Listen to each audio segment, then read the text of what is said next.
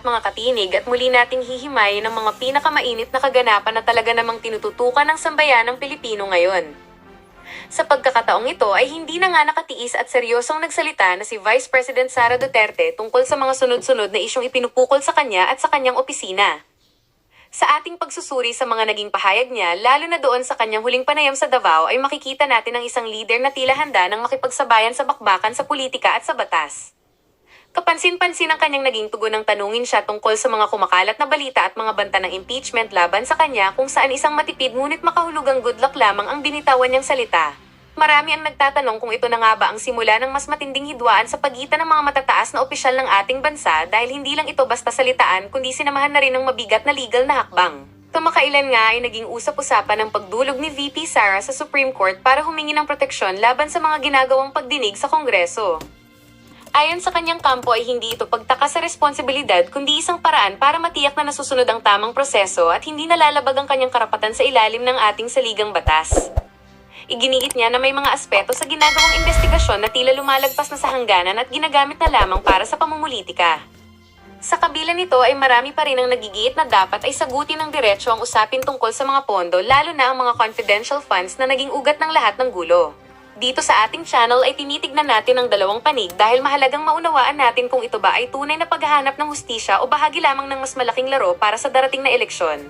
Sa gitna ng lahat ng ito ay muling nakiusap ang Vice Presidente na huwag nang idamay ang mga inosenteng tao at ang mga empleyado na sumusunod lamang sa kanyang mga direktiba.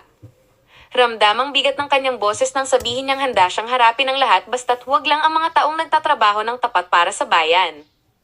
Habang papalapit ang mga susunod na araw ay asahan natin ang mas marami pang revelasyon at mga desisyon mula sa ating mataas na hukuman na siyang magtatakda kung ano ang kahihinatnan ng usaping ito. Mahalaga na manatili tayong mapagmatyag at huwag basta-basta magpapadala sa mga emosyon dahil ang kinabukasan ng ating bansa ang nakasalalay sa bawat galaw ng ating mga pinuno. Ano sa tingin niyo mga katinig, tama ba ang naging desisyon ni VP Sara na dumiretso na sa Supreme Court o mas mabuti bang humarap siya sa Kongreso para matapos na ang lahat ng duda? I-comment niyo lang ang inyong mga saloobin at huwag kalimutang mag-subscribe para lagi kayong updated sa mga susunod nating paghimay. Ito ang Tinig ng Bayan, ang boses ng katotohanan hanggang sa susunod nating pagkikita. The state of the nation has failed the Filipino soldier. Kung nakikita nyo, there is an absence of an independent foreign policy framework para sa ating bayan. Hindi mo na alam kung kaninong interest ba talaga ang pinoprotektahan ng ating mga kasundaluhan. Ma'am, with regards sa itong araw ng kagitingan, how crucial it is, ma'am, nga taliwala sa kadugay na sa panahon, ma'am, nga nagsakripisyo itong mga war veteran, that we will continue to remember their sacrifice, especially, ma'am, kaning sa itong mga kabatanunan po. Okay. Napakahalaga ng ating commemoration ng araw ng kagitingan ngayong araw na ito dahil kailangan natin maalala at kailangan malaman ng ating mga anak yung sakripisyo ng sundalo para tayo ay mamuhay ng mapayapa dito sa ating bansa. Pero sabi ko nga kanina doon sa aking speech, sadly, the state of the nation has failed the Filipino soldier. Kung nakikita nyo, there is an absence of an independent foreign policy framework para sa ating bayan. Hindi mo na alam kung kaninong interest ba talaga ang pinoprotektahan ng ating mga kasundaluhan. Pangalawa, yung dahan-dahan na pagbalik ng insurhensiya. No, nakikita natin na merong mga iba't ibang skirmishes sa mga lugar at nakikita natin doon ang recruitment ng ating kabataan dito sa grupong NPA. At pangatlo ay yung faltering ng Bangsamoro peace process. Nakikita din natin dito na na-agitate na yung grupo ng MILF dahil hindi na nasusunod kung ano man yung mga napag-usapan at nakikita nila mabagal yung pagbabago doon sa kanilang lugar. Thank you, ma'am. We have Sir Argil from GMA. Sir Argil. Ma'am, good morning. Ma'am, nagpapatuloy po na crisis ngayon, lalo na sa enerhiya at sa langis, ma'am. Ano po ba yung dapat na hakbang na gagawin pa ng pamahalaan kung maibsan itong nararamdaman ng kahirapan ng ating mga kababayan? Sa crisis ng langis, ma'am, ano pa ba dapat ang gawin ng ating pamahalaan upang maibsan yung nararamdaman ng kahirapan ng ating mga kababayan? Paniwala ko kung ang tanong is ano pa dapat ang ginagawa ng pamahalaan, ay dapat tanungin natin ang ating Pangulo, no? Ano bang ginagawa niya para tulungan ang mga kababayan natin na tinatamaan o nahihirapan dahil dito sa epekto ng krisis sa Middle East. Thank you. Last question. VP, sa latest WR numero survey, you are leading for the Presidential Days 2028. Any comment? Alam niyo, sa totoo lang, sinabi ko na dati, no, ako mismo hindi ako nagpapasurvey dahil unang-una mahal yung pagpapasurvey. At pangalawa, itong mga survey na ito, hindi natin alam kung totoo ba talaga yung kanyang data, kung ano yung nakikita dyan sa iba't ibang komunidad natin sa buong bansa. Pero, sabi ko nga, lagi, nagpapasalamat ako at kami sa tanggapan ng pangalawang Pangulo sa patuloy na suporta at pagtitiwala ng ating mga kababayan sa aming kakayahan para magbigay ng makatotohanan na serbisyo. Alright, thank you. Yun lang. Ito lang. Hi, ma'am, Bisan libreng yung dagdagan sakay. ninyo. Libreng sakay daw po, ma'am, magpapatuloy pa po ba daw amidst the oil crisis nga to ang nasinati karon, ma'am? Ang tanggapan ng pangalawang Pangulo ay merong proyekto na libreng sakay, no, para sa lahat. At ito ay isang proyekto na sinimulan namin noong 2022 dahil nakita namin na kailangan talaga ng tulong ng ating mga kababayan in terms of savings sa daily expenses nila. At ito ay tutuloy, lalo na ngayong merong krisis at merong sobra at bigla ang pagtaas ng presyo ng mga produkto. VP, update na lang dun sa 2028 elections. May ano ka na ba, initial list sa 12 senators slate mo or possible mas marami pa sa 12? Wala. Wala pa akong senators. Merong mga nagpahayag na interesado sila na magsama kami kung sakaling ako ay tumakbo at sila din ay tatakbo. Pero kung sasabihin mo na meron na talagang listahan at meron na talagang usapan, walang ganoon para sa senators list sa elections sa 2028. VP, can you name them po? Yung nag-present na.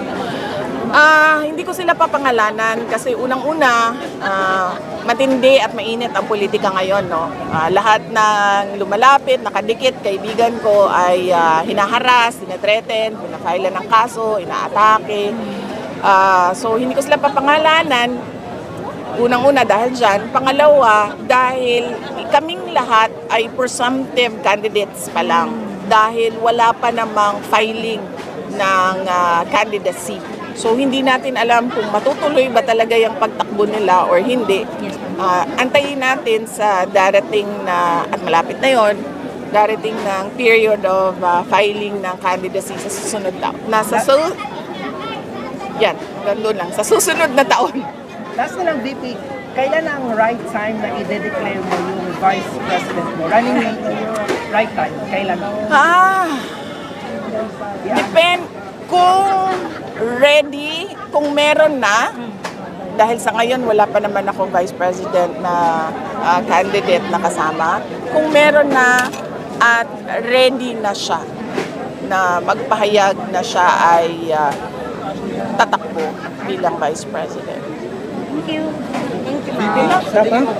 Papababa pa ang presyo ng Oil prices. Mapapababa siya kung magagawa nila ng paraan yung problema sa supply doon sa Middle East. Or mapapababa siya kung merong ibang supply na hindi dumadaan sa Middle East na papasok sa ating bayan. So hanggang merong bangayan sa Middle East, patuloy ang pagtaas ng presyo ng krudo. Vicky, may kumakalat ngayon with regards sa health ni PBBM na medyo ano na daw, malubha. Ano yung promise mo dito, Vicky? Good luck sa kanya. Thank you. Thank you. Umayong adlaw kaninyong tanan. Magandang araw sa inyong lahat. Welcome to the Araw ng Kagitingan commemoration of the city of Davao. As we commemorate Araw ng Kagitingan, we honor the courage, sacrifice, and unwavering patriotism of the Filipino soldier. We remember those who stood their ground in the face of overwhelming odds, who chose duty over comfort, and who offered their lives so that future generations could inherit a nation worth living and fighting for. Sadly, the state of our nation today reveals how we failed the Filipino soldier. The Constitution envisions a nation that is independent, self-reliant, and guided by a clear and principled foreign policy. Yet, in the absence of a coherent and truly independent foreign policy framework, our soldiers are often left navigating conflicts shaped by external pressures rather than national interest. This erosion of strategic direction weakens not only our defense, but also the morale of the Filipino people. At the same time, we are witnessing the creeping return of insurgency in various parts of the country. This resurgence reflects deeper systemic failures, poverty, injustice, and unfulfilled promises. Soldiers are once again placed at the front lines of a conflict that cannot be solved by military force and bearing the burden of a struggle that demands political will and social reform. Equally concerning for us Mindanaons is the faltering of the Bangsamoro peace process. Justice, trust, and sustained commitment are absent. When agreements are not fully implemented, when communities feel abandoned, and the fragile foundations of peace break apart, it shall be our soldiers and the Moro youth who will pay the price. We must demand accountability from our leaders. We must insist on policies that uphold our sovereignty, protect our Constitution, and genuinely serve the Filipino people. We must ensure that our soldiers are not just celebrated in ceremonies, but supported in reality, with clear direction and a government that stands firmly behind them. Let us honor soldiers and law enforcement who died in wars past, and those as recent as last week not only with words, but with the courage to correct what is wrong, to speak the painful truth, and to rebuild a nation worthy of sacrifice. Mga kababayan, mahalin natin ang Pilipinas. At dyan nagtatapos ang usapan natin ngayon. Kung may gusto kang idagdag o reaksyon, i-comment mo lang sa baba.